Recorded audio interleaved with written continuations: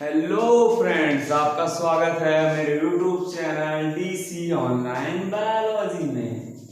आज का जो हमारा टॉपिक है वो है एक कोशिकांग, जिसको कहते हैं हम माइटोकॉन्ड्रिया। ठीक है, माइटोकॉन्ड्रिया कोशिकांग के बारे में आज हम बात करेंगे और उसके बारे में कुछ खास बातें जानना चाहेंगे और जानेंगे कि इसका दूसरा नाम क्या है और इसमें कौन कौन सी संरचनाएं देखने को मिलती हैं। ठीक है, आप लोग मेरे इस चैनल को बहुत ढेर सारा प्यार देते आ रहे हैं और ऐसे ही अपना प्यार इस चैनल पर बनाए रखें। इस बात के लिए आपका तहे दिल से शुक्रिया। अब आते हैं हम अपने टॉपिक माइटोकॉन्ड्रिया को जानने की कोशिश करते हैं। उसके इतिहास के बारे में जानेंगे, फिर उसके बारे में जानेंगे। देखें आप लोग, पहले तो हम देख लें कि ये माइटोकॉन्ड्रिया जो आपका कोशिकांग है, कोशिका में पाया जाने वाला एक अंग, इसीलिए इसको नाम देते हैं कोशिकांग। ठीक है, ये आपकी कोशिका है, यहाँ पर ढेर सारे कोशिकांग देखने को मिलते हैं। न्यूक्लियस देखने को मिलता है, क्लोरोप्लास्ट देखने को मिलता है और यहीं कहीं माइटोकॉन्ड्रिया भी पाई जाती है और भी ढेर सारे कोशिकांग, Golgi body, endoplasmic reticulum, ribosome, बहुत सारे कोशिकांग देखने को मिलते हैं। तो उनमें से आज हम बात करने वाले हैं माइटोकॉन्ड्रिया के बारे में। माइटोकॉन्ड्रिया जो होते हैं वो एक छड़ जैसी संरचना या छोटे छोटे कणों जैसी संरचना या तंतु जैसी संरचना में दिखाई देते हैं। कोशिका के अंदर ये फैले रहते हैं, वहां पर ये पाए जाते हैं। तो आप देख पा रहे हो कोशिका का मैंने एक फिगर ड्रा किया है। ठीक है, तो कुछ ऐसी संरचना होती है माइटोकॉन्ड्रिया की। माइटोकॉन्ड्रिया का मैंने यहाँ पर डायग्राम बनाया है, उसकी संरचना बनाई है। ठीक है, तो पहले आपने देखा कि माइटोकॉन्ड्रिया दिखती कैसे है, फिलामेंट जैसी, तंतु जैसी दिखाई देती है, या कहीं कहीं किसी किसी सेल में ये छोटे छोटे कणों की तरह दिखाई देती है, या ये रस्सी जैसी दिखाई देती है, या आपको छड़ जैसी, सरिया जैसी ये दिखाई पड़ती है। ठीक है, तो ये तो इसके संरचना के बारे में बात हो गई। अब देखें कौन कौन से साइंटिस्ट का इसके खोज में, इसके डिस्कवरी में योगदान रहा। पोलिकर नाम के साइंटिस्ट ने माइटोकॉन्ड्रिया को सबसे पहले एक कीट के रेखित पेशियों में देखा। जो आपकी रेखित पेशियां पाई जाती हैं कीटों में, वहां पर सबसे पहले माइटोकॉन्ड्रिया को कोलिकर नाम के साइंटिस्ट ने देखा। ठीक है, फिर एक साइंटिस्ट और आते हैं अल्टमान नाम के साइंटिस्ट ने कोशिका के अंदर माइटोकॉन्ड्रिया को देखा और उसके बारे में उल्लेख किया।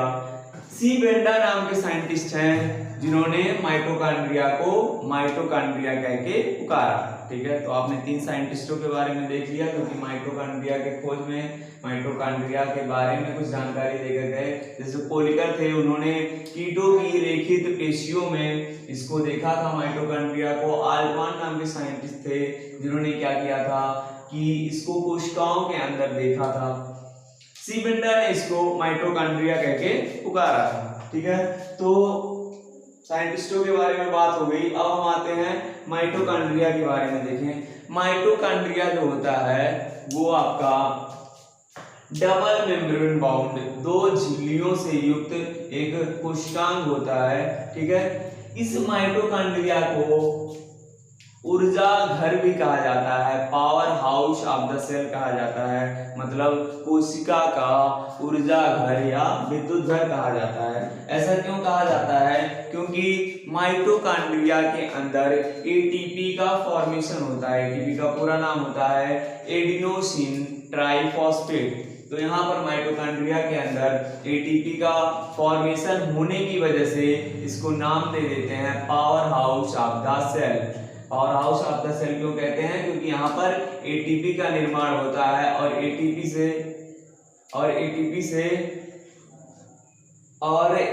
की वजह से क्या होता है कि कोशिका को एनर्जी मिलती है। एटीपी जब टूटता है तो एडीपी बनाता है और इनऑर्गेनिक फॉस्फेट बनाता है, और इसके टूटने से यहाँ पर ढेर सारी ऊर्जा लिबरेट होती है और इसी से कोशिका के अंदर उसकी उपापचयी क्रियाएं या मेटाबॉलिक रिएक्शंस चलती हैं। आज हम लोग माइटोकॉन्ड्रिया की संरचना के बारे में देखें। आप देख पा रहे होंगे कि माइटोकॉन्ड्रिया के दो मेम्ब्रेन दिखाई दे रहे हैं। ये आपका है आउटर मेम्ब्रेन, जिसको बाहरी झिल्ली कहते हैं, ठीक है। और ये ध्यान देंगे आप लोग, यहाँ पर जो ये मेम्ब्रेन दिख रही है इसको माइटोकॉन्ड्रिया का इनर मेम्ब्रेन या भीतरी झिल्ली कहते हैं, ठीक है। और देखें जो आपका आउटर मेम्ब्रेन है, माइटोकॉन्ड्रिया का जो आउटर मेम्ब्रेन है वो बहुत स्मूथ है, कंटिन्यूअस है, बिल्कुल स्मूथ है, बहुत सपाट है, देखें, ठीक है। तो माइटोकॉन्ड्रिया का जो आउटर मेम्ब्रेन होता है बहुत स्मूथ और बहुत सपाट होता है, लेकिन माइटोकॉन्ड्रिया का जो इनर मेम्ब्रेन होता है वो देखें, वो बीच बीच में इन यहाँ पे देखें ये डिप्रेशन आपको दिखाई दे रहे हैं, कुछ यहाँ पे गड्ढे दिखाई दे रहे हैं, फिंगर लाइक प्रोजेक्शन, मतलब उंगलियों की जैसी संरचना कुछ यहाँ पर बनी हुई दिखाई दे रही है, ठीक है। तो आपने देखा कि जो माइटोकॉन्ड्रिया का आउटर मेम्ब्रेन है वो तो बहुत सपाट है, बिल्कुल एकदम स्मूथ है, कोई दिक्कत नहीं। लेकिन जो माइटोकॉन्ड्रिया का भीतरी झिल्ली होता है वो क्या होता है कि कुछ अंगुलियों जैसी संरचना, यहाँ पे कुछ अंगुलियों जैसी संरचना का निर्माण करते हैं, प्रोजेक्शन का निर्माण करते हैं, ठीक है। इन संरचनाओं को नाम देते हैं क्रिस्टी। देखिए ये जो संरचनाएं दिख रही हैं ये संरचनाएं आपको हम बना के अलग से दिखा रहे हैं। यहाँ पे देखेंगे इनर मेम्ब्रेन जो है वो कुछ ऐसी संरचनाओं को बना रही है, ठीक है। इन्हीं संरचनाओं को नाम देते हैं क्रिस्टी। क्या नाम देते हैं? क्रिस्टी कह के इनको पुकारते हैं, ठीक है।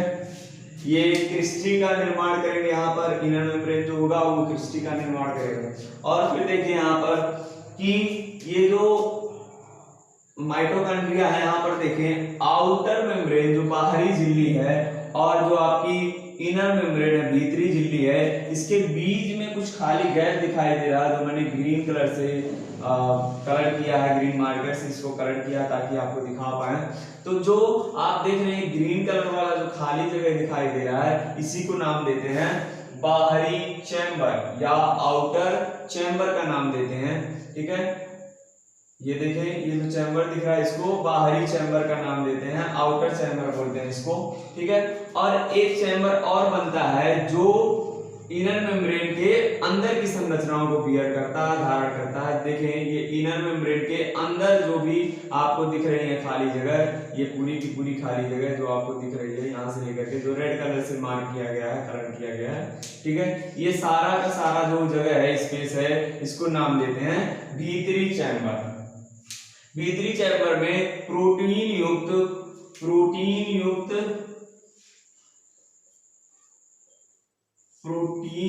युक्त अर्ध तरल पदार्थ पाए जाते हैं, सेमी लिक्विड यहाँ पे तरल पदार्थ पाए जाते हैं, उसको नाम देते हैं मैट्रिक्स,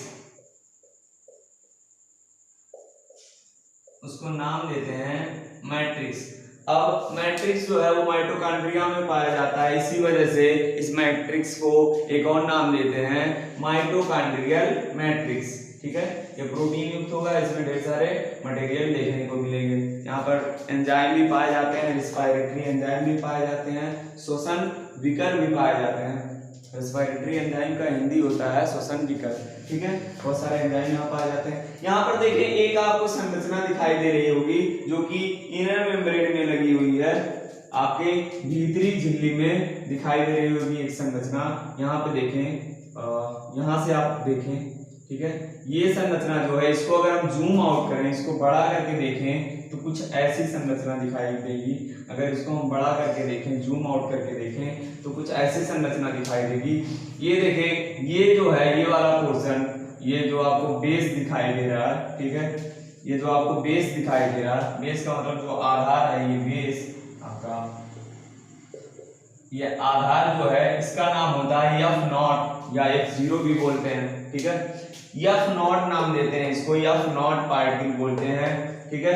और एक जो डंठल जैसी संरचना दिखाई देती है उसको स्टॉक बोलते हैं, तंतु या डंठल भी कह सकते हैं इसको। स्टॉक लाइक स्ट्रक्चर यहाँ पे देखने को मिलता है, एक बिल्कुल डंठल जैसी संरचना देखने को मिलती है।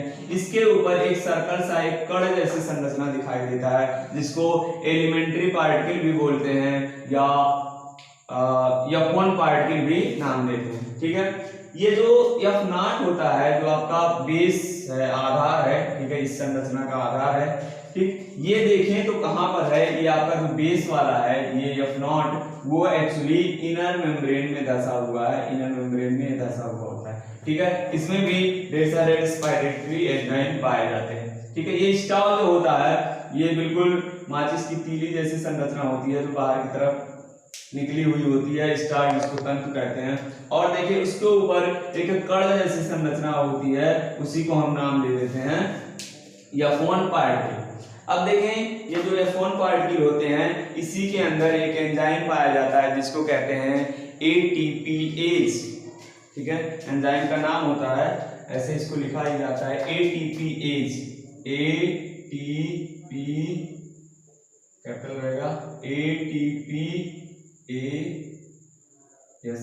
ATPase इसको बोलते हैं, या दूसरे नाम से ATP सिंथेटेज के नाम से जानते हैं। तो ये आपका ATPase या ATP सिंथेटेज कहाँ पाया जाएगा, F1 पार्टिकल में पाया जाएगा। और आपके F0 में ढेर सारे रेस्पिरेटरी एंजाइम्स भी देखने को मिलते हैं, ठीक है।